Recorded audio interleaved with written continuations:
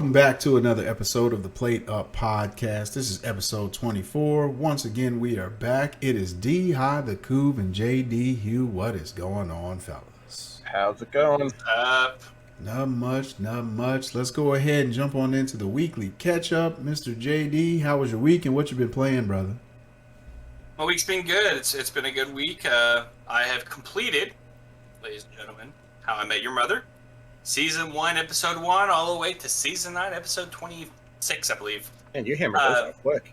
Yeah, I did. Jen, that's what Jenny said, because she wanted to watch them with me, I guess. She didn't tell me this. I had to pick up on this by end of Season 8. But she was just like, every time I get down here, you're a season ahead. I'm like, I work from home now. I get to just put this thing on, and I can listen to it, and I have to actually have to watch it. That's the great thing about comedies, right? You don't have to actually watch them. You just listen to them. So I was able to churn through some of those during work this week. Got my son playing Mario 64, so he's jumping through through paintings, and he's just loving that dynamic and getting him involved in gaming. But it's good from a parent perspective to get your kids into gaming when you're a gamer yourself, so worked out pretty well. But other than that, it's just been some, Call of Duty this week really is the only thing I've been playing. I don't think we played anything else this week other than Call of Duty. In fact, I logged into Plunder today just to play around. So, yeah, it is what it is, but that's all I got for you. D, what do you got for us, man? Man, this week has been pretty chill. Work has been pretty good. It was a little busy early on, but the week kind of ended on, on a solid note. Like I felt like really accomplished this week work-wise, just from sheer just being so busy that you had no choice but to get stuff done. So work-wise, it was cool. Gaming-wise, it's actually been pretty good for me, man. I actually got something that was really cool. I picked up the Backbone for the iPhone. Okay. And so now that xCloud has made its way to iPhone, I bought the Backbone for it. You can plug it into your iPhone, and you can play it just like a controller and use your phone as the screen. So I was testing it out, over the last, day or so, playing like 2K, PUBG, like different games, man. And as long as your Wi-Fi is good, it is solid, bro. And the controls, they don't feel exactly like an Xbox, but it's pretty damn good, man, and it still feels comfortable, and it also works with PlayStation games too. So solid all around, man. I know that sounds like an endorsement for Backbone, but if you're listening, Backbone, by all means, sponsor the Plate Up Podcast. But yeah, it was pretty cool, man. Me and the missus hung out a lot this week, just watched a lot of TV, just kind of spending some time together. But other than that, my week was pretty chill. Mr. Koo, how's your week? What you been playing, brother? I feel like we have another ad coming. When you're on the toilet, you want to play the Xbox, and all you have is your iPhone, get the Backbone. My week has been pretty good, actually. For gaming, I have been all over the board. So for those Call of Duty fans, Season 5 of Warzone just dropped. They introduced the new operator, 2 new guns, a new assault rifle, and a new SMG. Some map changes, some other stuff, but I played a little bit of it. I leveled up the new assault rifle a little bit, and then took my normal trip out to the lake for the weekend. But I came back with a lot more than I left with. So the wife and I paid for half a hog, and it's a meat processing plant out there where by the lake. So we picked up half a pig and brought it all back. I have more pork chops and bacon than you can possibly want. That's not true. I still want more. But we had the bacon tonight for dinner. It was a very quick dinner, and it is amazing. Like, so much better than you can get in the store. So I highly recommend going out there, supporting your local farms, and buying stuff from there. Also in gaming, I said I was all over the board. I started playing Hades for the first time. I know I'm a little late to the game, but it became available on the Xbox Pass, so I finally picked that up, and I'm enjoying it so far. I've died a lot of times, but that's kind of the point. And then I downloaded a new Battle Royale called Naraka. So Naraka Blade Point, it's kind of a ninja samurai Battle Royale. It's a little bit like Fortnite in the terms of it's a third-person view looking back, but there's no building mechanic. You don't suddenly build a 50-story mansion in less than a second. But you kind of get some fun stuff. You have grapple darts that let you kind of zoom around the map a bunch. All sorts of different weapons to fight with. But it's a lot of fun. I'm really enjoying it so far, so I'll probably play a little bit more of that. That's really about it for gaming. Right on. Well, that is it for the weekly catch up, and that is going to kick us on over into the news corner. I'll go ahead and go first. My news story is fairly simple, and it is a follow up to the Sonic movie, which was a surprise hit when it came out. You know, it had its fair share of controversy from the announcement to the initial character design, where they had to go back and redesign because of fan backlash and all that stuff. And then the movie comes out, and it was actually pretty good, and Jim Carrey pretty much carried that movie, you know, to what it was. And so he did a great job. And now part 2 is in the works, and they have officially announced that Idris Elba has been cast as Knuckles to play the voice of Knuckles in the Sonic 2 movie. So I do believe he has the cool voice, you know, he has the gravitas and all that stuff to pull it off. So I'm very much looking forward to this one. I think it's going to be a really good showing from him. I'm really glad they changed Sonic's look. It's the first time we've seen the internet bully a movie company into actually redoing their whole movie. But I honestly think if they didn't, I think that alone with Jim Carrey, I think that movie would have failed if they kept the original design for Sonic, because it was not Sonic. It was a off-brand fan art Sonic that they threw up there on the screen. But I'm excited. I've always loved Knuckles. Like when I played Sonic the Hedgehog and they introduced Knuckles for the first time, I loved playing as Knuckles, being able to climb walls. Moving on into the Dreamcast era when they had the 3D Sonic and being able to play Knuckles there was a lot of fun. So I'm kind of looking forward to it. And I love the first movie. I'm excited to see the second. And Idris Elba has a great voice for it. Yeah, I think in the video games, I like playing Knuckles more than I like playing Sonic. Change my mind. Wait, you didn't like Tails? No. Right on, right on. Well, that was my news story, and let's go ahead and kick it on over to the Coob. What you got for us, brother? So it's kind of perfect that JD just finished up watching How I Met Your Mother. Because my news story has to deal with a spinoff. A new show coming called How I Met Your Father. So we are switching the main character from Ted Mosby to a currently unnamed character, at least this article didn't explain who, being played by Hilary Duff. So she is going to be playing the lead character, and the concept is unique and original. She is explaining to her eldest kid how she met his father, telling the story of it. So really unique, clearly. But usually I'm not really into spin-offs like that. Like you had Boy Meets World, and then he spun it off to Girl Meets World later on, and it didn't do so well. So I'm kind of wondering what's going to happen with How I Met Your Father. But they've already signed for, I think, 9 or 10 episodes. So now about a season. That's roughly what today is. And I don't know. We'll see what happens. I really hope they don't just copy and paste from How I Met Your Mother, introduce some new things maybe, but kind of keep some of the comedy. I mean, let's be honest, NPH carried How I Met Your Mother. And without him, it's going to be interesting to see what happens. That was the point I was going to make was no Barney Stinson. This thing will fail spectacularly. You know, like Neil Patrick Harris is what makes that show. It's sometimes one character can be the defining thing for a show. Michael Scott, The Office. You know, you look at Sheldon Cooper, Big Bang Theory. You look at, you know, Barney Stinson on How I Met Your Mother. Like there's sometimes there's just that one character that draws everybody in. Without Barney Stinson, and the thing that I hope they don't do is try to make a cheap imitation of him, like a female version of him or something, or bring in another male version of him. Like, I hope they don't do that. You know, I always kind of cringe at the idea of doing spin-offs. So I'm rooting for it. I hope it works and that they're at least able to squeeze a couple seasons out of it, you know, but I just don't think they can. Yeah, I'm kind of on that same path there. It's hard to duplicate comedies.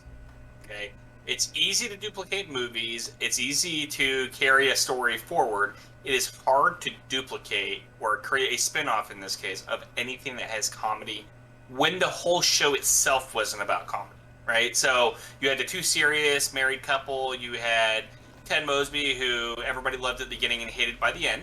And then you had Neil Patrick Harris's character, which really, and then of course you had whatever her face is, can't remember off the top of my head now. The aunt, whatever her name Robin. is. Anyway, Robin, that's right. I kept wanting to say Lori. I was like, it's not Lori. Robin, yeah. So you had Robin, but really Neil Patrick Harris is what kept everybody engaged in that show. And to take him out and then have the show doesn't do it, right? It just flops season 1 because nobody finds it that funny. So it'll be interesting to see. I obviously am going to root for it because I loved How I Met Your Mother. All but the last season, I thought that was kind of trash, but you know. I did like how I Met Your Mother the last season. They allowed you to get more of the show of him with the mother, as opposed to just at the very end, here's how the mother is, and then that's the end of it. You got to see them building a life through the entire season, which I thought was really cool. So I felt like I got 2 seasons in one there. So I really liked it, enjoyed it. Hopefully it does well. Fingers crossed. I don't know how Hilary Duff's going to do it. She's kind of old these days. You know, usually you start off with the younger characters and then they get old, right? But she's already old, right? So... How does this work? She just going to start off with gray hair and that's it? Is that how we're going to do it? Hillary Duff fans are going to kick your ass, man. Look, I used to be a huge Hillary Duff fan. You know, I liked Hillary Duff. I liked the chick from How Walk to Remember. Can't remember. Mandy Moore. Like those two. They came around the same time. And, you know, they're the same age as us. It's like me picking up a show and saying, you know what, today I'm going to go to comedy. No. I mean, Mandy Moore is now playing a mother and a grandmother in right. This Is Us. So. Right, that's what I'm saying. Like, I think you might have missed the jumping point here. Just doesn't go well for the comedy itself. Right. Alrighty. Mr. J.D. Hugh, what story you got for us, brother? I got 2 today. This is the first time I've ever done 2. So I will make mine quick. First one is about Twisted Metal. A lot of people have started speculating on the internet that Twisted Metal will be coming to PlayStation 5 in 2023. There is obviously a TV series that's getting ready to get kicked off next year, and the artist tweeted a picture of the guy, the clown, for his name. I'm doing awful with names today, apparently. But the original clown face of Twisted Metal, and so that got people thinking, hey, is more coming for gaming franchise? The last time they released one was PlayStation 3, so we're talking almost a generation of a console ago. So people want it, people like the games, they've always been a hit. They've never been blockbuster hits where they're like huge, but I mean, in theory you could probably even do a VR with these, right? I mean, it's just a bunch of people blowing up cars, so you in theory could do it. Be interested to see what happens from that. Next part here is a carryover from our conversation and report last week from the Couv, and that is that Battlefield is ready for the cheaters. They have said that they have already got basically what the cheaters are going to do and have already put patches and fixes in, and they said that they are also using an anti-cheat with the same one that uses the same one that Apex Legends and Fortnite is using today. So they're paying a private third-party company. It's funny, in the article it says, well, Activision is getting their anti-cheat out. I started laughing. I was like, that's a very soft way of saying they don't have one and they never have had one. They went on to claim that Activision had an internal anti-cheat. I was like, where? Didn't see it. So, interesting to see. Battlefield is gearing up. The head of EA has already said that this isn't something that they're unfamiliar with. They know how to battle cheaters. They've been battling cheaters throughout the Battlefield franchise, and they said they're going to continue. They're going to have, I guess, an army of people who are ready to in-game ban. So as soon as you make a report, an in-game person, if obviously people work shifts, but if they can get to that game and they can see that person cheating in-game, they're immediately banned in-game. And the fun thing about Battlefield is there will not be a free BR into this. So if you get banned, you are banned from your game. So big ramifications. It's not like I'm going to go create a new free account and come rolling right back in. I got to then pay for the game again because the game's going to have an individual ID, according to the tweets that I was seeing, and the ID will be banned from the servers. Which means you can still play your original one, but you can't ever come back on. Now, there will be an appeal process, but if you were blatantly cheating and you paid for these hacks, you are out of here and you are not coming back unless you drop another $60 on a game. So interesting to see. They're stepping their foot down and say, we will not be another Call of Duty. We are going to make this game something that the players want and the players enjoy. Now, obviously, they did go on to say, obviously we're not going to get them all, right? There's always going to be cheaters in the game. But when we go through these every day and we see these cheaters, they're getting banned and they're getting kicked. And eventually, obviously, it's going to become very expensive to pay $200 for hacks. another $60 for a game, and then re-log in, come in with a new thing. You're going to be IP banned, so you're going to have to get a VPN in order to get around that. And so there's going to be a lot of inconvenience for hackers in this game. So super excited about it. I know we were all a little concerned last week with the fact that they had the source code, but apparently EA said, nope, not today, not when we launch. So, exciting news. That's good. That's good. I'm curious to see how it's going to work with the beta test when those come out, because that's what the cheap play said, right? They said we guarantee hacks on release of beta. So I'm curious now. So I mean, they can still uphold their end, right? It's like, yeah, we have hacks. They're going to work, but then you're going to lose everything and have to pay another $60. And I mean, I hope EA holds up their end of the bargain here and does that. They better have one hell of an appeal process, though, because people are going to get mad and start reporting people just for the heck of it. And if one of them slips through and they get banned unjustly and they're not hacking, there's going to be a lot of uproar. Hopefully with like a whole anti-cheat team in place, they're able to, it's not just hey, I report the coup one time and now he's banned. Hopefully it's like something where they notice, okay, this guy's been reported like 5 times in one game. Yep. Now he should be banned. People. Yeah. But if it's something simple, hopefully they have the review process in place. Like you said, the appeal process isn't too crazy to get through, but they're doing it right, man. Like to set the re-entry into the game to like where you have to basically rebuy the game. This is a hell of a deterrent to make people not cheat, dude. Like if they told you like that's how Warzone was, like you have to pay your $50 to re-get the game or you can't get back in, dude, cheating would take a nosedive. But Call of Duty, I mean, now they're scrambling now to, get theirs in because they know Battlefield is right around the corner and a lot of people have already planned their exodus.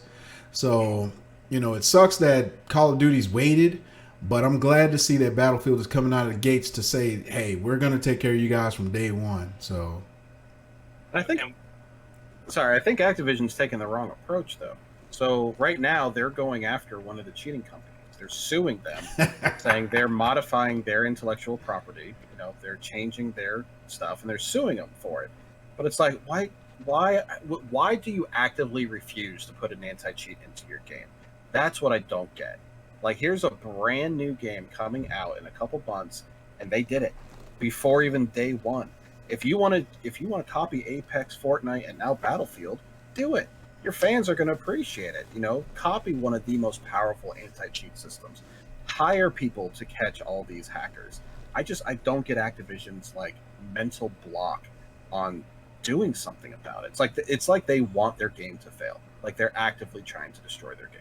Well, I think it's also a money thing too, because yeah, you might ban an account, but they're coming right back in, and in some cases, these people are spending money again to get battle passes back and earn their levels right back. Like they're probably raking in the dough right now, with that type of stuff. So I can see them wanting to hold off, but at the same time, like you said, a couple months from now, you're going to have direct competition waiting right there across the street. And I know if I log into Warzone, get sniped through a wall by, some hacker, I'm uninstalling and going straight to Battlefield. So a couple of things.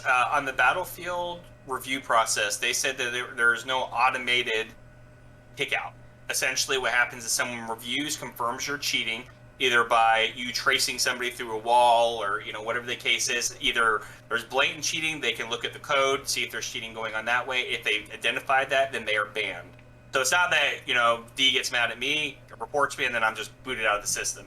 It's going to be someone comes in there, these people review it, they go, yes, this person has confirmed cheating out, or at least appears enough like they're cheating, right? Because if I'm tracking you through a wall, they're going to say, I don't have that you have wall hacks, but it looks like you do, ban. Then you can go and appeal and say, I don't have wall hacks, I just got lucky. Now, they're not going to watch just one snippet and go, this is it. They're probably going to watch the entire gameplay, and they've already said they will have moderators watching gameplay every time a game launches.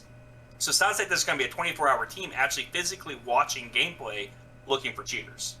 So it'll be interesting to see how that goes. The second part is Activision is now, from what I've heard, and these are just rumors, there's nothing been officially released, but because Battlefield is launching their anti-cheat, Activision is now sourcing the same people that Battlefield is using and Apex Legends using, Fortnite's using, to come in and create an anti-cheat of their own. So it does seem like there is a cost factor to these companies. I don't know what that is. Has to be obviously pretty high, but I think they're starting to see, like you said, with direct competition right around the corner, it might be time to go ahead and put that in. But the problem is you've lost so many people from playing your game at this point. I don't know. What's that going to do to you at this point?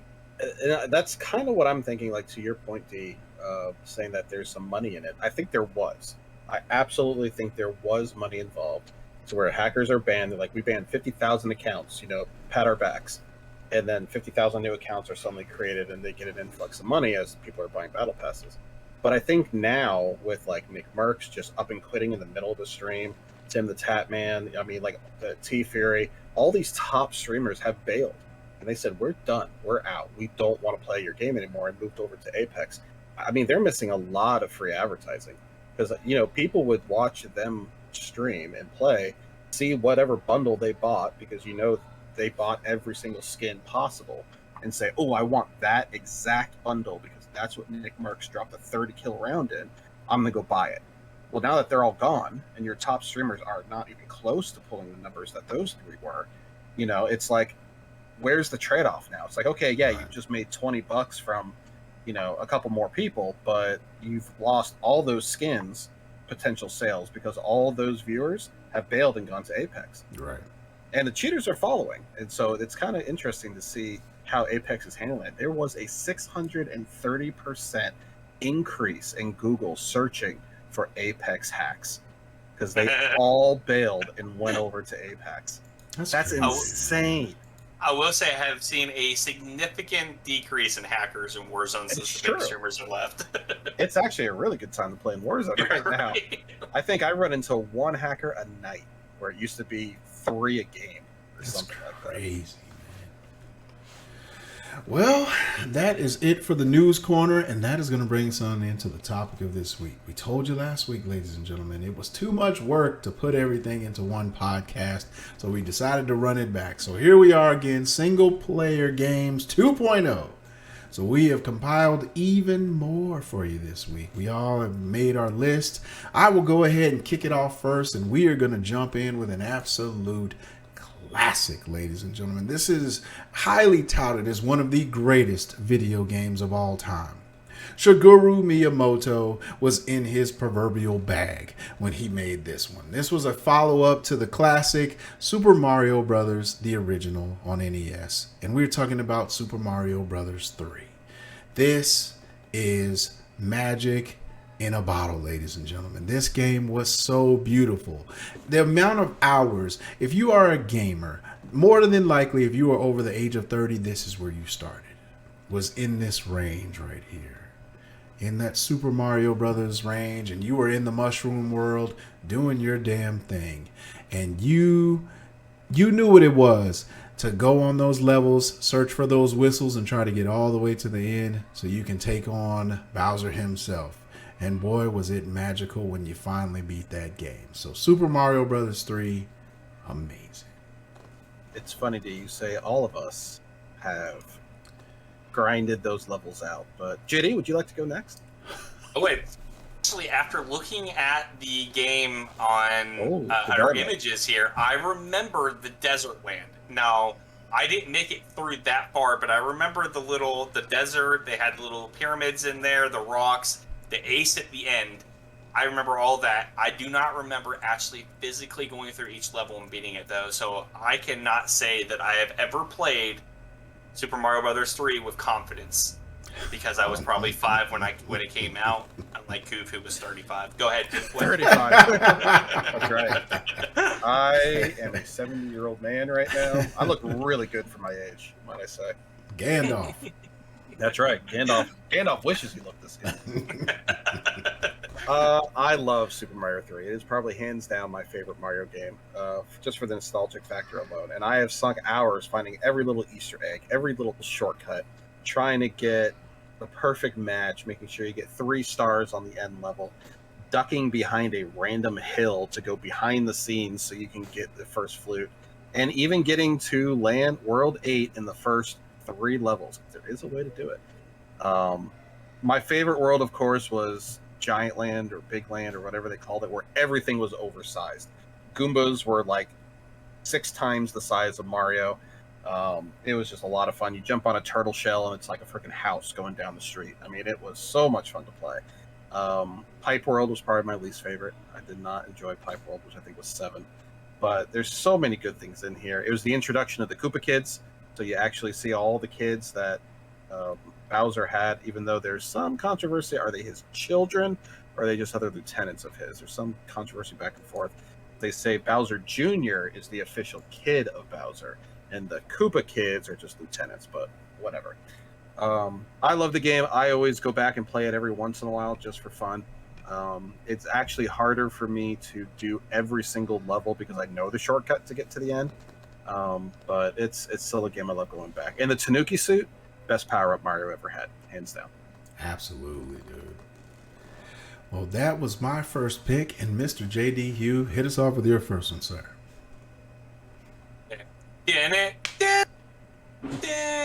Ladies and gentlemen, if you know that little jingle there, then you know we're talking about Goldeneye. Now, Goldeneye had a really good multiplayer, but it also had a fantastic solo mode. From Agent, Special Agent, 00 Agent. 3 modes you could go through. A whole film of levels, and then 2 bonus levels afterwards where you played and tried to get the golden gun, the silver guns, things like that. I had the absolute best time with this game. For the time, it was revolutionary. I have never seen a game that had a first-person shooter that looked like that, and it was as fun as that. And then, of course, the cheats in the background where you could get paintball mode and invisible and all that stuff put in there was absolutely amazing. This game was probably the funnest that I've ever played for the time. Obviously, games got better as the N64 got better, but for the time, first-person shooter, my very first one, and it was awesome. Yeah, this game right here, specifically, like the thing that when I knew I was going to have fun with this game was when you play that first level and you're in the dam and you're fighting all the guys, and then at the end of the level, you have to bungee jump off the edge of the level. That's when I knew. I said, this thing is exactly like the movie. I am James Bond right now, and I'm about to kick some straight ass in this movie. I had an absolute blast with Goldeneye. That is probably a game where I can make an argument for which one is better, single or multiplayer. It really didn't matter to me because they were both that amazing. I mean, this was during a time era, right, where every single movie had to have a video game adaptation. Like Batman Returns, and all those came out with adaptations. They just weren't really that good. It's like, okay, here's a movie version or a video game version of a movie. It's not going to be worth it. Rent it at Blockbuster because they still existed, and then play it for your week or however long you rented it and send it back. Don't buy the game. Goldeneye was the exception to that rule. It followed the movie, but it was awesome. They did such a great job with it. Everyone knows your health bar and your armor bar, the red lines and the blue lines. There are people today that still put that as their watch if you have a smartwatch. But this game was great. It was so much fun. You're right. There's an argument to be made which is better single versus multi, and that's a tough argument because both are really good. But the single player was fun, especially once you got some of the cheat codes in there and you could make like big heads or kind of make them look funny. But of course, after you finish the game, because you got to play the game in its purest form first. Yep. And we all remember the AK-47 looking like a cigarette. Yep. That's right. Causes cancer, kids. Right on. Mr. Coov, your first one, please, sir. All right. I'm going to take us way back, to the beginning of Modern Warfare. This was the original Call of Duty Modern Warfare that started this franchise. As much as we gripe about Warzone, which is a Modern Warfare game, and as much as we complain about Activision, we know deep down in our hearts we still love Modern Warfare. And we're going to keep going back to it because we're gluttons for punishment. But the original Modern Warfare, the single-player mode, was an epic story. It kicked off the series. It had so many jaw-dropping moments. But, I mean, nothing really topped it. For me, than the nuclear bomb going off. Because you spend this whole game playing this character, you spend a whole level trying to get to the nuke to disarm it, realizing you're not going to, and then spend the rest of the level trying to get away from it, only to get in the helicopter, fly off, and have the bomb go off and you're too close. Okay, your character died, right? It zooms out of the map, says, deceased. It shows a nuclear bomb going off, end. Oh no, no. They put you back in. And now you have to crawl away from your helicopter looking at this mushroom cloud. And then you die. So they bring you back for 30 seconds just to show the power and the emotional power of this. Excellent game. Obviously, it kicked off an incredible franchise in Call of Duty because it took us away from the World War II series. And then, of course, there is everyone's favorite level that I'm sure one of you are going to talk about, but I'll let you guys get to that part. 3 words. All gillied up.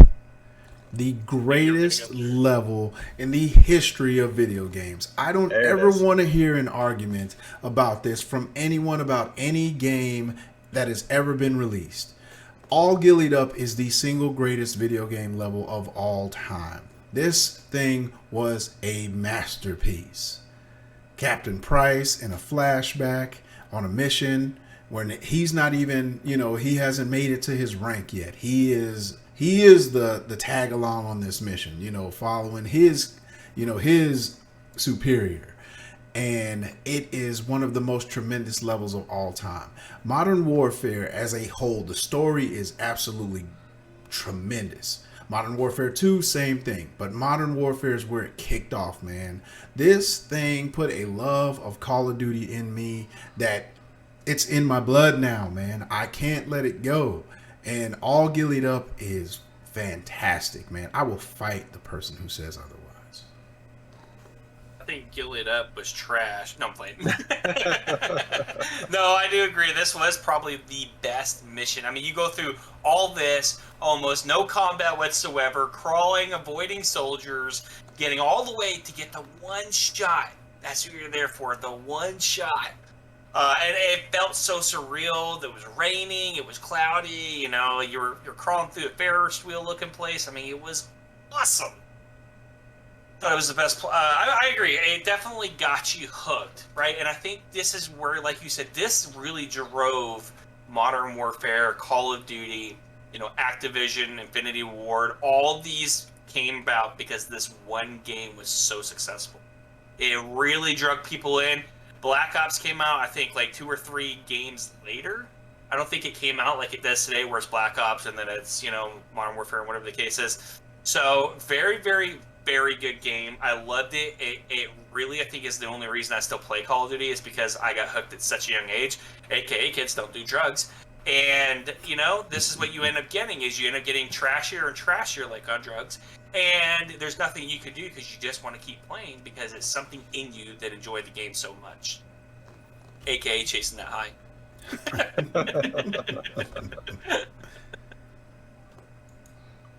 on. Well, that was Mr. Coos. That's going to kick me to my next one. GTA 5. It's simple, man. Michael, Trevor, Franklin. We see the beginning of the game, a botched robbery with a team. It's Trevor, Michael, and another person. A botched robbery goes awry. Michael is the only one to escape. And fast forward 9-10 years in the future, he ends up out in like a Los Angeles type sim world, and he runs into Franklin. And then they become buddies. And then come to find out Trevor's still alive. And these 3 embark on a mission together to basically pay back money to this mob boss whose house had got blown up by Michael and all that stuff. And so it is crazy. GTA 5 is such a great game. It has had a long life. This is, as far as if you're a game developer, you could only pray to have half the life that GTA 5 has had in people's consoles and PCs at this point, because they are milking the pockets of gamers with all the content they have put out. So GTA 5, tremendous story. So I have not played GTA 5. And you know what? I actually remember, why I didn't play GTA 5. And I'm pretty sure at the time they were saying that you had to eat and drink and everything in order to keep your health up. And I think I asked you guys about this not a while ago, and you said that's not the case. That's correct, right? Yeah, so I think that's what really took me off there, is they were trying to make it too realistic, and I was like, I don't want to play that. And I think I never came back and I just forgot about it, which is weird because I love Grand Theft Auto, but this is a game I have not played. So GTA 5 is Rockstar's version of what Elder Scrolls is for Bethesda. They just keep re-releasing it on every new console. They keep expanding it. But it's a game that holds up. So, I mean, GTA 5 definitely holds on now that you have the online mode to keep it going for some role-playing servers. But I remember I was not always a huge fan of the GTA series. And I know we talked about it in previous podcasts. I played almost all of them, even though I say I'm not a huge fan. GTA 4, I only played a little bit of, and I said, I'm done. I just can't get into them anymore. They're too repetitive. I just can't do it. And then they announced GTA 5, and they talked about all the changes they were making and everything you can do. And the map at the time was the largest video game map ever created in a game. And all that hooked my interest. I'm like, all right, I'll buy it. I'll play GTA again.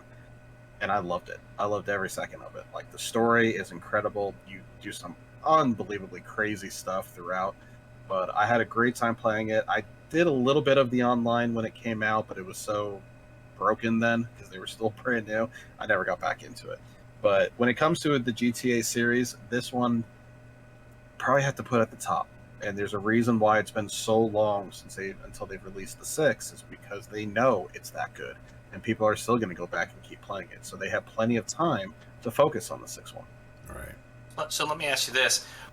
I was in the process of almost buying 5, and I've held off, right? Because I'm like, 6 has to be coming out soon. What's you guys' thoughts on 6 coming? They recently, no, they announced that 6 was not coming soon. As a matter of fact, they announced that they were doing remasters of, I believe it was 3 of their old ones to bring to current gens. So that just means even longer till we get 6. Which, if you're Rockstar, it sucks for fans. But at the same time, dude, you are making so much money right now. Like, it makes no sense to, rush a part 6 out. You're saying they're making money. How are they making money if people... Is there in-game purchases you have to do? Is there GTA expansions? Online. Yeah, GTA Online is big business for them, like, because it has such, people are making their own lobbies and doing, like, basically whole sim worlds, man, where people are, like, acting as cops, acting as, criminals, they're running, like, restaurants and shit. Like, it's crazy, man, but they're making tons of money, like, basically selling skins, like, in-game currency, all that type of stuff. So, dude, they're milking it. And so far, it almost seems as like the milk has not run out. It's like it just keeps coming. So why slow it down? And it's not. I don't think it's free online. I think you have to buy the game, and then you get access to the online. So you're dropping it's no longer $60, but you're dropping the $20-$30 to pick up GTA 5 just to get access to online. So they're making money off that too. And then it's, like Dee said, it's the in-game purchases that are making the money. Yeah. Right on. Well, Mr. J.D. Hugh, your next one, please, sir. My next one is going to be one that I bring to us that many people may not have heard. And this is Heroes of Might and Magic 3 Complete. So the thing I like about Heroes of Might and Magic 3 is not the campaign mode. The campaign mode was actually kind of trash, in my opinion. You always reset at the beginning of the next map that you went into. You started off from scratch. You did the exact same thing all over again when you're reversing the computer. Multiplayer, or in this case, solo mode, is where you created your own map, right? Or you used one of the default ones, random maps, and then you played against 7 other computer players, and you picked your own castle, your own starting out hero, and then it threw you into a random map, and then you could go ahead, or a custom map if you made one, and then you could go ahead and play against the computer. And I have sank literally months, maybe even years into this game. And the funny thing is, I have never played the same map twice. The computer is so good at re-engineering the maps and reconfiguring them that I don't think I've ever played the same map more than once. And it's not like it has, map A, map B, map C. These are all randomly generated by the computer system itself. So it's not like I'm playing a defined map structure. It's literally a new map every time I play. And it's new terrain, new boxes are there, new experience points, new kiosks, obelisk, all that stuff. Everything is new. The only thing that's consistent is the castle or the hero that I pick, and I always pick dungeon in case anybody wants to know. And then I get the black dragons because that's what I'm after. So doing all of that, I know that kind of sounds nerdy for people who haven't played it, but if you have not played Heroes of Might and Magic 3, Ubisoft has it on their Game Pass for free. Or you can buy the game for like $5. I think it wasn't even that expensive. $10. I think you can get it on sale for $3 because I think that's when I bought it was $3 because I couldn't find my disc anymore, and I still wanted to play it when I got back here. I've literally played this game since I was 8, and I still play it today. I actually did an overnight bender, my first one ever in high school. I sat up there and I played from 12 a.m. until 12 a.m. Cool. If you want to go first, or should I? You're not going to like my answer. So I Googled this while JD was giving us his rundown. I think I've actually played it. I recognize the screens. I recognize the character selection. I recognize some of the battles. I'm like, I actually think I played this one. I was convinced I was going to lean in and say I've never played this game, but kind of like what JD did with Super Mario Brothers 3. I can't say with confidence I have it. I don't remember any of the games, so I had to have been really little when I played it. Because, being a 70-year-old man and all, this is quite some time ago. But I think I don't remember playing. I will say that. I don't remember really any part of it. But looking at the images on Google Image Search, I do recognize a lot of it. Well, I guess I'll go ahead and kick it off for myself.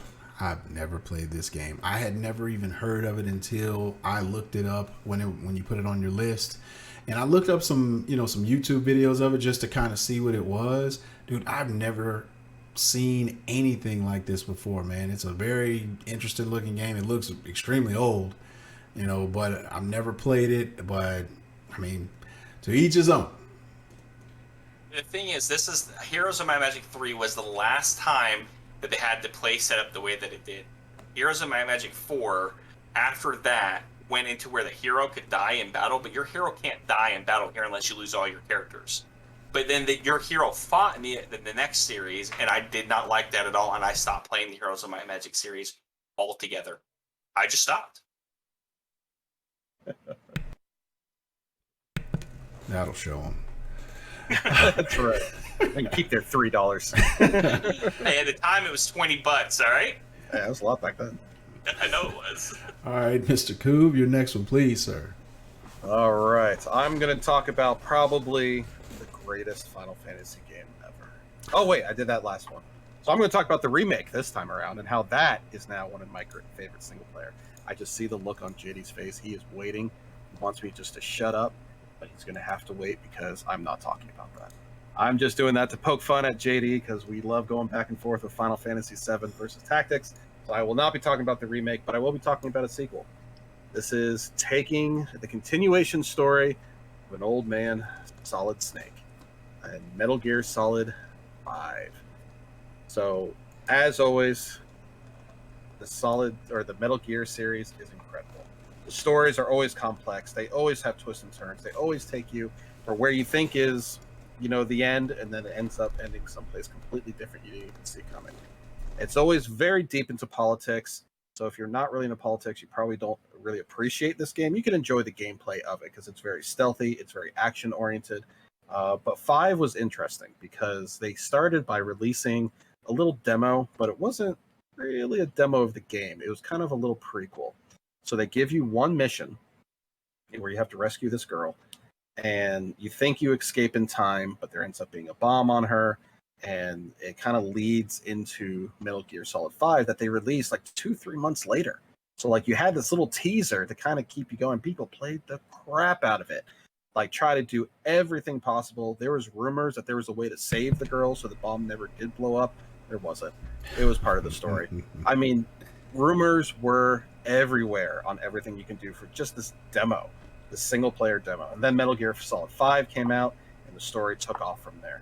But I mean, the basic premise, it starts you off on a platform that gets overrun and you have to flee and kind of rebuild a whole new headquarters. So you go out on missions, you have to accomplish those missions, you get money from those, come back, you can add attachments to your platform, whether it be sentry guns or new buildings. You can send agents out. So they really expanded what you could do in Metal Gear Solid. And then they had a little bit of a PvP mode. You can raid other platforms and try to take on their defenses. But I mean, at the heart of it, it's a single player game. But it was one I just dumped tons of hours in, especially battling that damn sniper. And I can't think of her name right now. I know the fanboys love her, but she pissed me off. I couldn't kill her until I found a secret. I'll reveal that a little bit later. But boys, Metal Gear Solid 5. Give me your thoughts. This was one, like, I had played 1, 2, and then I missed 3 and 4. I had just kind of fallen off of that for a while. And then I forgot what was the reason behind it, but I ended up getting the game for free. And that it was what put me back in on, Metal Gear. And I remember, like 2 being fun, and I was like, man, Metal Gear was really fun. Let me jump back in on this.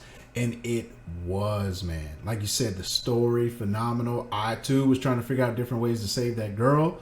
And I reading stuff online thinking, yeah, there's ways you can do it. I was an idiot, just believing whatever the hell I read. But it was so fun, man. And I spent quite a bit of time working on like my outpost too, trying to build up stuff and all that stuff. Now, I never really went to go try to take on other people's things because I was always fearful of dying. But I was like, seems like fun, but I never really got into that aspect. I didn't play it as deep as I wanted to, but it was a really good game. So I played Metal Gear Solid 1 and 2, and then never ever picked up a Metal Gear Solid game again. Wasn't a big fan of them after 2, so I just never picked them up. I didn't even know there was a 5. I thought the game had stopped making Metal Gear Solid. So, never even heard of Metal Gear Solid 5. Didn't know it was out. I officially will say, without a shadow of a doubt, I have never played this game. So I think it was the last Metal Gear that Kojima did, because he got into a big argument with the development company afterwards. He severed his contract. He went off to make his own gaming production company, which is a huge loss because the Metal Gear Solid series was incredible under the heading of Kojima, and he made incredible games based off of it. It's one I recommend. I think you would like it, JD. It's a little bit stealth, a little bit like gun shooting. Quiet is the name of the sniper. I couldn't think of her name. Her name is just Quiet, and she has a whole story attached to her and like why she's quiet, because she never talks. But there's a reason why, and I don't want to give any of that away. But there is a secret way to get her, because normally you have to fight her, and she is one hell of a sniper. You would accuse her of wall hacks if it was Warzone for sure. But it is a heck of a battle. If you don't have a sniper rifle, forget it. You're not going to beat her because you can't get close enough to her. But there's a trick I learned. Again, I had to look it up online because I had no idea. She's always in the same spot when you first encounter her. So and it does a cutscene. There's a whole cutscene. There's no mistake that you found her. Then she stays in one spot. If you summon in a weapon crate or an armor crate or whatever it was, you summon in a crate and you target it over her, it'll drop on her and kill her instantly. Well, knock her out so you can go capture her. Unless you do the hard mode. If you do the hard mode and you do that, she'll jump away, and now she's even more mad at you, and her shots are a little bit quicker. So it becomes a little bit harder. So it's kind of fun that Kojima put in there. It's like, yeah, I'll give you an easy way to get her, unless you want to play a harder difficulty, and then there's a punishment for it. And right? I mean, this is typical of Kojima. Like, look at Psycho Mantis and that one. Like, he had a unique little twist to put in. This is just another twist that they put into the game. Right on. Well, that is going to bring me to my next one. And on the Mount Rushmore of survival horror games, Resident Evil 2. This was an absolute classic. When this hit PlayStation, this thing hit like gangbusters. Boy, people absolutely lost it playing this game. The first one, smash hit, came out of the box, just shooting. But Resident Evil 2 took that same energy and turned it up to 11, man, and made a phenomenal game. They had scenario A and B that connected together, and you had to go through and play these games. But what will go down as the absolute worst first day on the job in the history of anything Imagine being told to show up to orientation and you pull into town and are greeted by flesh-eating zombies. Leon Kennedy, Jesus Christ, my brother, you had it terrible on your first day. I would have quit ASAP. Turned my damn car around and left, but instead he decided to forage around a police station and look for medallions and pieces of puzzles and all types of stuff like that, all while being chased by zombies, zombie dogs, and lickers. So, what a tremendous game. Resident Evil 2, it was the first game I remember playing where my dad played it and he jumped out of his chair on the dogs breaking through the glass in the hallway. So, this game is amazing, man. This is an all-time classic right here. JD, do you want to go first? Not ever played this game either. Sorry, Resident Evil fans. I know you will be sending me hate mail. Make sure that you send it to @DDHide. No. Resident Evil 2 was my introduction to Resident Evil. I did not play the first one first. I played the second one first. And then loved it so much I went back and then moved forward again after that. But I mean, that stupid hallway with those stupid dogs made me actually physically drop the controller when they came through the window at me. They scared the crap out of me. And that's like fairly early in the game, and it only gets worse from there. The other one that jumps into my head is you run back and forth through this hallway a bunch of times. You finally pick up a medallion, you run back, and zombie hands just like reach through the walls to try to grab you. And if they grab you, they start damaging you and hurting you, and you have to just like mash buttons to get them to shake them off. Yeah. But the worst enemy is by far the lickers. Those things can hit you from across the room with their damn tongue, and impossible to hit because they would just jump around like crazy all while hitting you. I would run from the lickers more than I would actually shoot them. But I loved Resident Evil 2. It started my love of Resident Evil. Leon, my man, I'm so sorry. Just move, go to a different city, work at McDonald's. It's a lot less stressful than everything you had to go through. But I mean, then you had Claire Redfield was the other side of it. Yeah. She's in there too. But great story, or great game, great story too, because it kind of set up Resident Evil 3. But one I highly recommend that you go play. And they just recently remastered it. Yeah. So it has better graphics. They kind of reintroduced a lot of stuff. But so if you haven't jumped on it, now's a good time. Yeah, it's one of those games where, you wanted to beat it like just so you can get the unlimited rocket launcher and run back through that thing as quickly as possible. Dude, if you had that thing, you felt like Superman. Like everybody went down with one shot. You would get a bang of zombies in the hallway and just fire one random rocket in there and take out everybody. Those lickers, no problem. Scary dogs, no problem. Nemesis at the end, no problem. I'm dropping everybody with rocket shots, and you were setting like land speed records running through there. And before you knew it, you were on that train that was going out of town at the end of the game, and it was like, that was awesome, man. I loved Resident Evil 2. Well, let's go ahead and kick it over to JD. Yours, please, sir. My next one, number 3 on the list, was, and I just made the change right now, boys, so I apologize, and that is Age of Empire 2.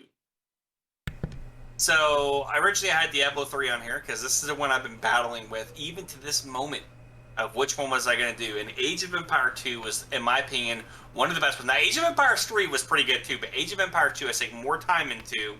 And again, not in campaign mode, because I hate campaign modes in these games, but in the random maps, you versus the computer. Now, the catch with Age of Empires 2 was that so long as you didn't go to the next age, the computer didn't go to the next age. It couldn't go further than you. Flawed logic, I'm sure, because on Age of Empire 3, they're like boom, boom, boom, boom, boom, and then you're like, crap, I'm like 4 levels behind, and they're charging on my castle, and they're killing me, and it's awful. But in Age of Empires 2, you could gain all the resources, get to the castle age and start building up like walls and castles and everything else, and really getting your armies ready, and then full-fledged attacking, right? So that was the funnest part for me. I think my average map time was 9.5 hours. That's how long it took me to go and gather all the resources and get all your civilians out there and chop all the wood and mine all the stone and the gold and everything else. Do all that. You finally get home, and then you go and you level up the next ages. Now, Age of Empires 3 obviously found that logic out was not the greatest logic. They put the timer to where the computer did it as soon as it got its resources. So those maps ended up being about an hour apiece. So if I had played the game probably the way that they intended it, it probably wouldn't have taken 9 hours. But when you're mining all the stone throughout the entire map, so that your computer couldn't go ahead and build all these castle structures. But 9 hours average map time for me. Loved this game. Thought it was fantastic. Older game. A lot in line with Heroes of Might and Magic 3 that we just talked about. Same kind of concept, that older type, 2D kind of graphics, but absolutely awesome. Now, Age of Empires, I've actually played. Not long, just a little bit. But I've actually played that one, so I guess technically I can say I played it, but I really am not that familiar with it. I damn sure didn't put in on 9 hours. But respect. So when it comes to Diablo 3, oh no, wait, you changed that. Age of Empires 2, there was a time when I would exclusively play those strategy type games, like the original Warcraft, StarCraft, even Black and White, which was a lot of fun. But Age of Empires 2, I felt was kind of solid. Like they kind of did a little bit of the best that each of the others had something to present. I did sink some hours in. I didn't spend 9 hours per map, I can tell you that much. My goal was to finish that map as fast as possible. I liked the campaign mode. I thought it was, a good way to kind of teach you some of the skills of the game, especially the early ones, and present different challenges. But I do remember playing this game. I moved on to, I think Warcraft 2 came out at that point. I'm like, I'm shifting back over to Warcraft, so I'm going to start playing that more and continue the story of Thrall the Orc. But I do remember this game, Age of Empires 2, and it was a lot of fun. Right on. All right, Mr. Coov, your next one, please, sir. Oh, I just don't know. All right, so I'm going to shift over to role-playing games. So this was a game back when role-playing games were all turn-based. That was really just the general style. So everyone had their turn. It was always heroes on the left, enemies on the right. And this game kind of switched it up a little bit and added a lot more to the actual gameplay itself. And I'm talking about Chrono Trigger. So this originally came out on the SNES, and it was an incredible RPG. Not only did they shift the battles to where your heroes are on the bottom and the enemies are on the top, but they did that specifically because you can do commands that involve multiple teammates. So you can do duo attacks, trio attacks, ultimate attacks. It was incredible. It was a whole new strategy to doing turn-based role-playing games. But what really kind of put Chrono Trigger ahead of the competition and away from everything was, one, its incredible story. So the basic premise is you played, well, called him Chrono, but you could back then name him whatever you wanted. Just a boy who got sucked into a time machine at a fair, gets sent all the way back in time to prehistoric times, only to learn that there is some creature that crash landed and over the years has been growing and growing and growing to eventually it will destroy the planet. So it's a time travel game. You go back and forth through time with a bunch of other characters to try to stop this creature. But the two things that made this game stand out is, one, the main character dies. This was not heard of in role-playing games at the time. Your main character did not die. I mean, not counting like, okay, he died, you have to resurrect him and get back in battle. No, the story killed him. Now, he comes back. There's a whole story associated to getting him back, but it really changed how you felt. Because up until that point, you could not take Chrono out of your party. He was a fixed member, and you can swap the other members. When he dies and you bring him back, you can swap everybody. Chrono did not have to stay in your party. And this was unheard of back then. This was brand new. But of course, the second part then was you had multiple endings to the game. And I'm not talking like two, like a good ending, the best ending, the bad ending. No, you had 13 different endings to this game, depending on your actions. Some of them you couldn't get until you went through and played it again. And then, of course, it introduced New Game Plus. You can start the game over with all your stats maxed out from whatever you finished it with. Incredible game. I highly recommend it if you haven't played it. Go back. It's a old 2D, RPG back in the original Final Fantasy days, but I highly recommend it. So, do you know what game you didn't have to keep your main character in and swap them out? Mm-mm. Final Fantasy Tactics, ladies and gentlemen. Boom! Greatest game in the world! Bang, bang! This reminds me of it! Shots fired! No, you didn't have to in Final Fantasy Tactics, but this game looks a lot like Final Fantasy Tactics and the like 2D type of nature that it is. But I have never played this game. It kind of says something for it since it came out in Super Nintendo by the looks of it. You know, Final Fantasy Tactics came out on PlayStation, so we're talking years. This game did it first, so That's Tactics true. it's just copying. Well, Tactics, you could take away your main character from the very first battle. You didn't have to play with your main character if you didn't want to. So it is similar in that nature, but just to say that, you know, this came out that long ago and it looks like Tactics kind of makes me a little sad. Back in the day, 1995, young kids, you'd never know what it was like to walk into an EB Games, to go look at the game wall, and to look at actual game art on the front case of a game, on that box.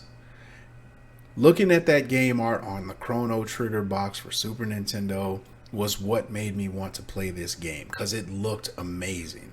And this is back when games used to actually have game art and you got to go hold the case in your hand and the box in your hand and see it. And so I remember seeing this, and I remember my brothers getting the game and watching them play it. And I had never played RPGs before. They had played, you know, some and all that stuff. This was the one that made me want to pick up the controller and play. And I remember I watched my brothers beat it. They went all the way through the game and beat it. I waited till they were done and I asked them, hey, can I play my own game? They said, sure, just don't save over our stuff. So I just started my own and absolutely smashed it with Chrono Trigger, man. I love this game so much, man. I do not have a big, you know, history with RPGs, but Chrono Trigger is damn sure in there for me, man. I love it. And this is highly touted as probably one of the best to ever do it. So much respect to this game. I mean, made by the masters themselves, Squaresoft. I mean, the makers of Final Fantasy, makers of Dragon's Breath, like all these RPGs, they made this incredible game back then. That, you're right, it's still touted as one of the best RPGs ever made. Right. Just about to say if Tactics was made by Squaresoft as well, so it wouldn't surprise me if they used this as their beginning platform to make Tactics. Maybe, who knows? I mean, it doesn't play like Tactics. It's not like strategic in that sense. It's very much an RPG, like in terms of like Final Fantasy 2, Final Fantasy 3, like, you know, you're a little sprite walking around overhead map, like Pokemon, like kind of the same idea, in like turn-based battles. But it's an incredible game and so much to do. Like, you can just play through and get an ending, but if you don't branch out, you're not going to get the other endings. Or you can even fight the last boss within the first 5 minutes of the game. Of the new game, you have to start over. But you can even do it within the first 5 minutes, and that gave you a whole other ending, which was my favorite, by the way. But it's fun. It's a lot of fun. Well, and it says a lot about the game when other platforms have it now. Just like Nintendo DS, for instance, had this as an option to buy and put on your game. So it just shows you the kind of, you know, longevity that some of these games have, especially if they were really good back in the day. And we all know Nintendo was not afraid of putting in like super hard games back in the day either. So the fact that they had something that had 5 different endings was pretty lit. Yeah. This is definitely one I have on my Switch right now, on the Switch Online stuff. Once I saw it was added on there, it was a no-brainer. I play my Switch some, but not nearly as much as the Xbox and PlayStation. But Chrono Trigger had to be on there for sure. Yep. Alrighty. Well, that is going to bring me to my next one. And ladies and gentlemen, when you want to bring a legend out of retirement, you look no further than family. And you look no further than Nathan Drake's brother, Sam, coming to get his younger brother and telling him, hey, man, I am in deep doo-doo, and I need your help. Otherwise, these guys are going to kill me if I don't go unearth this treasure and bring it to them. And this puts Nathan Drake and his brother off on their greatest adventure, Uncharted 4: A Thief's End. This was one of the first PS4 games that I really dove into. And so I had the Uncharted bundle with the PS4 and all that stuff. And dude, this game was epic. This is essentially if they made Indiana Jones even cooler and went ahead and put him on PlayStation, man. Nathan Drake is such a cool character, but this game is where he is really awesome. The PlayStation 4 played like a dream with this game. The story was awesome. You get to play with Sam, you see Sully in there, all that stuff, man. This story was just tremendous, man. It's one that I definitely want to play again, and it's one that you leave out of, you feel like, okay, this was a good ending for the Nathan Drake character, but at the same time, you want more, man. Naughty Dog just knows how to storytell. They really do. So I started with Uncharted 3 was my first one, and then I went back, played 1 and 2, because I loved 3, especially the train, having to crawl through the train as it's falling off this mountain. Incredible. So when 4 came out, I immediately went out and bought it, because I knew the level of gameplay that Uncharted brings. I knew the story was going to be incredible. And I love these games that like have a character throughout and show them get older. So like, like he's not jumping as far as he used to, like in the first Uncharted. Right. He actually has real life problems. I mean, he's a salvage diver in the beginning of the game, where you're like picking up garbage out of a river, and it's like, wait, this is the same like Indiana Jones type character, like off in the world finding the most rarest treasures. He's a salvage diver, really? Yeah. But I mean, that's how life goes, right? And that's what Naughty Dog brought. But of course, life never goes as planned. Jump into this epic adventure, which is just incredible from start to finish. I think hands down the best Uncharted game, because they definitely got better over time. And for my Crash Bandicoot fans, you can play the first level of Crash Bandicoot in the first 10 minutes of Uncharted. So just go into his apartment or his house and pick up the PlayStation.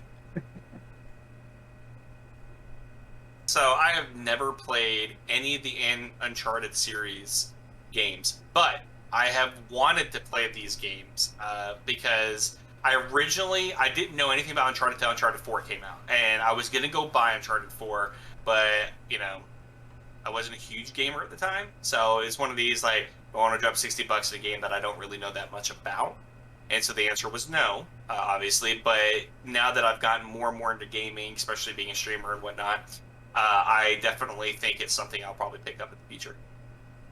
But I've not played it at this point. Right on. Well, Mr. JD, your next one, please, sir. My next one is going to be, and this is a hard one to decide between the two left on my list, but the next one that I think I probably had the most fun on, and it's a game that a lot of people haven't heard of. We did talk about it before a couple of episodes ago, and that was Hostile Waters and TS Rising. This game had to be a one-off. They never made a sequel out of it. It was just Hostile Waters. It was this great game that you started off, you had no idea what the game was about. This is back in the day when PC games were displayed inside the PX. And you walked around there and you could like look in the back of the box and everything. It wasn't digital download and all that crap. You didn't even have internet really back in the day. This was all like in the box on the store at the PX, and you were able to go look at them. And this is one that my buddy brought home and was like, hey, check this out. You start off as like scavenging, like you can break stuff and then scavenge it for energy. And then with the energy, you can build stuff out of your ship. You can build defense platforms. You can, build all these things, helicopters, scavengers, hovercraft, all this stuff. And it was so much fun. It was so unique. I think that's what it was. So unique, so uncharacteristic of the day. And to play it, I sank so much time into this. It was such a fun game. I spent hours scavenging and salvaging to try and get to the objective. One of the funnest games I've ever played. The next one's the funnest game I've ever played in my life, but this is pretty close. I was a young kid at the time, too. I was probably, 9. And I was playing this game, and it was super fun. It's funny. I know people watching our podcast right now are going, why are D and Coop not even paying attention to JD as he talks? It's because we're both looking at images, I'm sure, of this game. Yes. I'm sitting here scrolling through Google Images, looking at all the various images of this game. So, we discussed it before. I have never played this game. I had not heard of it until the last podcast when JD talked about it, about the end boss being so hard. You have to use the weakest weapon. But looking at like more of these images, it reminds me of a different game that came out called Magic Carpet or something like that. It was very old, not really a huge hit, kind of a cult favorite. But the render distance was super short because back then graphics just couldn't do it. So like I'm looking like through here, I'm like, well, I can see like what's in front of me, but everything else is blurry, like in a fog. That's what it kind of reminds me of. But yeah, haven't played the game. It's still one that it looks interesting. Um, maybe if I can find a port of it over for PC, I'll give it a shot. Yeah, I've not been able to find this game anywhere, so I don't know if it's a digital download anywhere. I'm not sure. I think I have seen it as a digital download in my research today. I thought I saw it on one of the sites for sale. I think it was like $3 or something like that. But looking at the pictures of it and the gameplay of it earlier, it gives me sort of Star Fox vibes, like a little bit. You know, in the way like the camera behind the airplane and stuff like that. Like it kind of gives me those sort of vibes, but I've never played it, had never even heard of it until you mentioned it. But looks cool. I mean, I'm sure if I could find it somewhere for the low or for free, I'd definitely try it out. It is available on Steam for $3. There you go. Really? Oh man, I gotta pick this up. I love this game. I thought this game was so much fun. Again, it's a unique game, but Man's gonna swipe the hell out of that card. Just in case you were concerned if your computer can handle it or not, it requires a 1 gigahertz processor, a 1 gigabyte of RAM, any 3D graphics card doesn't specify. DirectX, you need to make sure you have at least version 9. I think we're up to 13 now. And at least 505 megabytes of memory on your hard drive. So you might need to upgrade your computers, boys. I don't know what yours is like, but Windows 93, let's go. I mean, I was playing this on a Celeron processor, not a 1 or 2, that fits. just a Celeron processor. Oh, sorry, they recommend 1.4 gigahertz on your CPU. Yeah. So, Right on, right on. Well, Mr. Coov, your next one, please, sir. all right, now I think I'm going to get into the games that I'm not sure if you guys have played or not, but they are near and dear to me because they are older games that I always grew up playing. So back in the day, Sierra was a video game company that made a lot of great games. Most people might know them for their King's Quest series, which were widely popular. But they made a game that was a comedy. It was very entertaining. I'm talking about a game called Day of the Tentacle. So this is a point-and-click game. That's how old we're going here. To where in the bottom corner it had all your various options like walk, talk, pick up, run, push, pull, and like you had to click on what you wanted to do and then click on the screen where you wanted to do it. Old school way of playing, like very old. We're talking like early mid 90s here. But the game was hilarious. So the basic concept of the game is it's actually a sequel to an older game. But the basic concept is there's this mad scientist that created 2 tentacle creatures that could talk. And one of them's good, one of them's evil. The evil one discovers a time machine, decides to go back in time and mess with history to where tentacles rule the planet. And they have taken over. And you're this Scooby Squad, I guess, for lack of a better phrase, of misfits, like nowhere near as cool as the actual Scooby Squad or the Mystery Van Squad, that have to try to solve these problems and fix them. So it takes place over time. You have one of them get sent back to colonial times when the Constitution was being signed. One of them's in present day, and one of them's in the future when the tentacles have taken over the planet. And it's a funny game. There's so many stupid moments that as a kid you find like crying hilarious. As an adult, you're like, really? That's really funny. Yes, it's funny.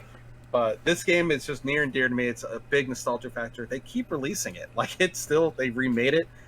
They put a remake over it to up the graphics. You can still play it. You can buy it on Steam. You can buy it, I think, on the Switch. The PlayStation Store has a copy of it, which is where I replayed it. It's a widely popular game. I think it kind of got new life, but it's a stupid game. I will warn you now. It is very dumb humor, but it is I thought an incredible game to play. I have never heard, nor played, nor seen a single image of this game until this very moment. Like, right now. Moment. Google image search for the rescue. Well, I actually have played this game. Hey! Computer Class, 1998. I was a freshman in high school in Florida, And in our computer class, somebody must have been from the previous years had like installed games on all the back row of computers.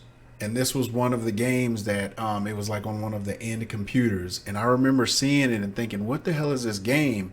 But because it was a game literally on, on the computer when we're supposed to be doing schoolwork, I was like, I'm going to play it. So I remember playing this game, and I remember people gathering around, and we would all sit and watch each other play it. And it was a weird game. And I remember seeing it on the PlayStation a little bit ago, and I was like, man, should I rebuy this?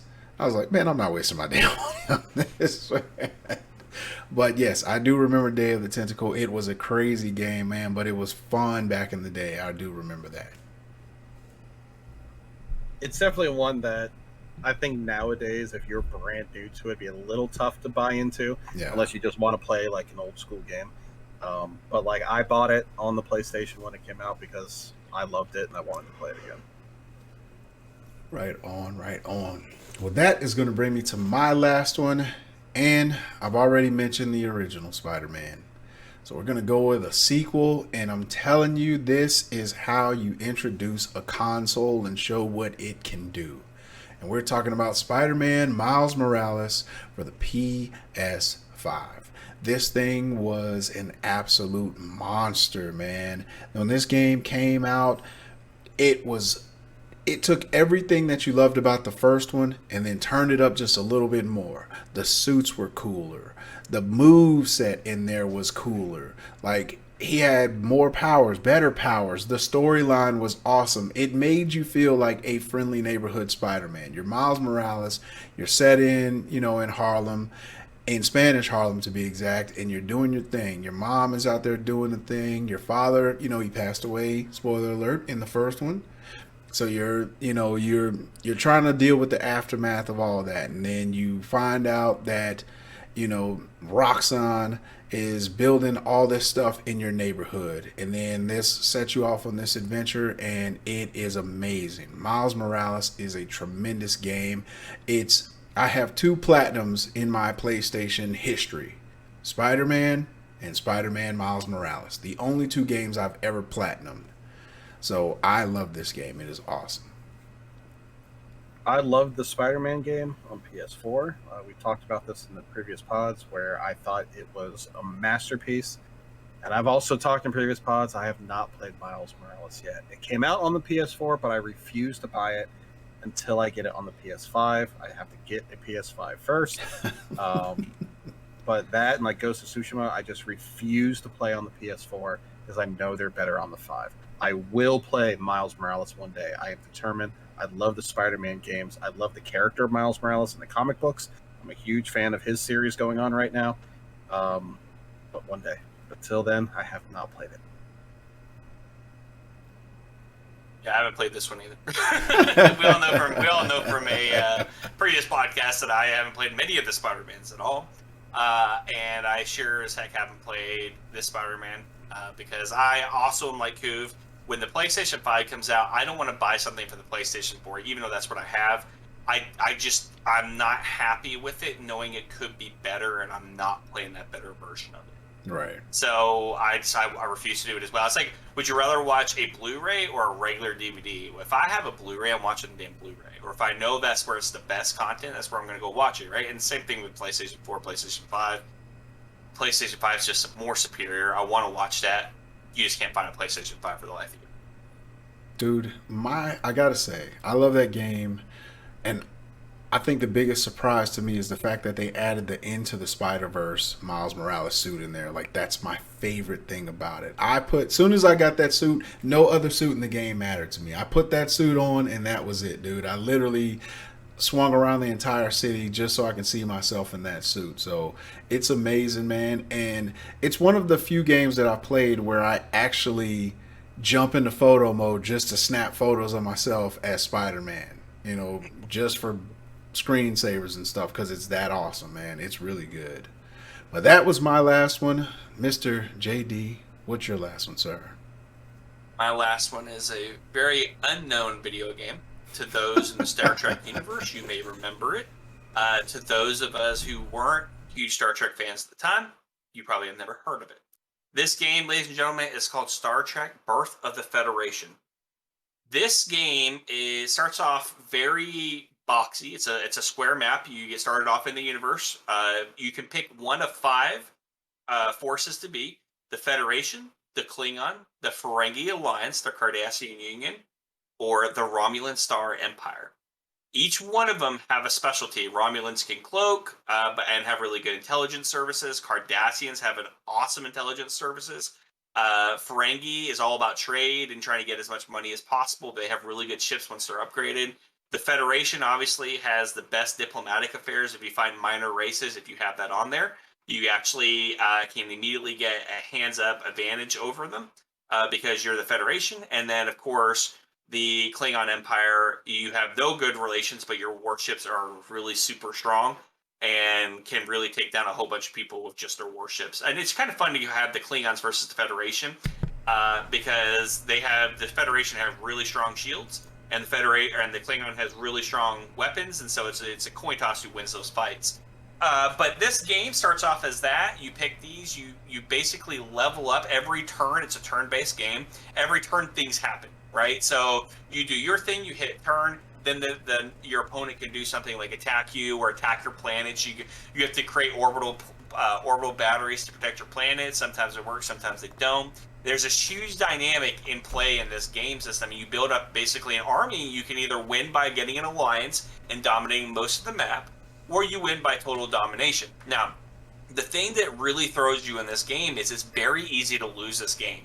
So, for instance, I created this huge, fleet. I was the Klingon Empire, created this huge fleet, and I was just taking over worlds, right? Killing everybody off, putting my own people in there, colony vessels, and I was winning. But all of a sudden, the Romulans had their ships cloaked and came in, and then uncloaked them without me looking at them, and started taking my planets behind me. And so then I ended up with not enough money, and I had to get rid of my ships because my people were in disarray, and they started sabotaging me because I didn't know anything about the intelligence services. And completely wiped me out. And so it just shows, in a matter of an instance, this game could turn, and it's very old school. A lot of people would play it today and probably think it's stupid, but this, ladies and gentlemen, you can download for free. They have mods for it as well, but it is probably one of the funnest Star Trek games I have ever played, even better than some of the 3D ones. I have never played this game. Heard of it, but never played it. I've only seen screenshots of it. I've never actually watched gameplay or played it. I have never played this game either. And I'm actually a little sad I've never heard of this game. Now, I love Star Trek games. I thought I've played all of them, or at least heard of them all. I had never heard of this one, so you put it on your list. And I was looking up screenshots, and I'm like, God, this is a game I would have gotten into. I really would have enjoyed it. And at first, I was excited because I thought I had played it. But I was thinking of Star Trek 25th Anniversary that came out on PC way back when, or Star Trek Next Generation on SNES. I'm like, yeah, I played this. No, I had two completely other games in my head. I'm a little bummed that I've never even heard of this game. I failed as a Trekkie, which is fine. And if it's free to download, I might have to download it and give it a shot. Yeah, they don't sell this game anymore. You can find it. I think Birth of the Federation has its own mod site. You can download the whole game, and then you can modify it however you want. I don't play with the modifiers. I don't cheat or anything like that. It's simply a game that I literally have played. Even to this day, I have a CD called Birth of the Federation. And I don't have a CD player, so it's kind of hosed me. So that's how I found out about the site. But this game, I have literally sank my entire childhood into, and I've sank probably a lot of my adult time into this game. It's just a game you can play. It's no online mechanics to it whatsoever unless you're playing with a friend. You can literally just sit there and play the game and have fun. It's awesome. I have to give it a check. Let me know how it is. Right on, right on. All right, Mr. Coov, bring us home, sir. All right. Now, when it comes to old games, there's one that really sticks out for me. And it's one I have on my Steam library because they released it on Steam. It came out with a sequel, and that was it. They kind of ended after that. Well, fans did a Kickstarter to give enough money to create a third that came out. But to give you an idea of how old this game is, this is when CD-ROMs first came out on PCs. So we finally broke out of the floppy disk. But let me kick it off right with a poem for you guys. Old Man Stoff built a house and filled it with his toys. 6 guests all came one night. Their screams, the only noise. Blood inside the libraries, blood right down the hall, blood going up the attic stairs where the last guest did fall. The last guest was just a little boy, dared to sneak in one night, but he was the key to the madman's door. He released the evil's might. No one came out that night. No one was ever seen. But Old Man Stoff is waiting there, crazy, sick, and mean. This was a kid's poem that introduced the game when you started it up. And the story behind it is Stoff is a toy maker. He was kind of a peddler. He was kind of a burglar originally. He killed someone and then fled from the police and had a vision one night. He dreamed of a toy, of a puzzle, and he built it. And this thing was wildly successful. He made a ton of money just selling this one puzzle. So then he started making dolls for kids. And the dolls eerily always looked like the kid that ended up buying them, even though he made them ahead of time. So again, widely successful. He made a ton of money. Kids had these personalized dolls, and then all the kids started to get sick and die. And it was thought the dolls were the reason for it. So they outcasted Stoff. He ran up to his house, but he built this huge mansion on a cliff, and that's it, filling with all his toys. So this is a puzzle game. It's a point-and-click puzzle game. Kind of like an escape room, like nowadays we know them as escape rooms. Back then it was kind of the same idea. You're literally trying to escape this house. But you play a character who goes to investigate the Stoff house. You get locked inside, and you're haunted by the ghosts of the 6 guests and Stoff himself who were there on this fateful poem night. And you're trying to escape the house. And you escape by walking around, solving puzzles. And more of the story gets revealed as you do the puzzles. But there's really no set order. You have to do them. There's some. So like some doors are locked until later on. But like there's no puzzle 1, puzzle 2. Like you can do this one first, then this one, replay it, do this one, then that one. I mean, it was kind of fun. It kind of made it a little bit Christopher Nolan in that the story reveal was never really in order. So you kind of had to patch it all together. Or even Tarantino, since he's a fan of that too. But it was campy acting because they had real actors. So it was a computerized game, but they brought in green screen, or I guess blue screen back then, real actors into it to play these characters. So it was kind of terrible in that, right? The acting is horrendous. These are not professional actors. They're probably the video game programmers who decided to put on costumes. But they came out with a sequel, The 11th Hour, and then they just came out with just about 2-3 years now. The 13th something. I can't remember now.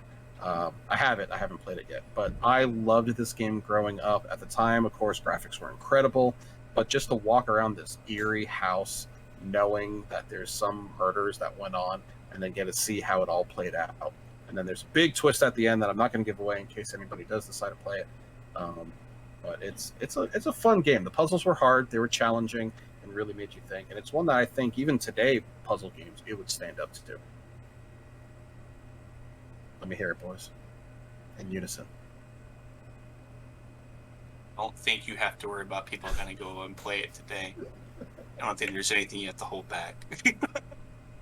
I have not played this game, ladies and gentlemen. I know that's a real shocker. It seems like the common ringtone and theme song from James today, but here it is. I have not ever heard nor played this game.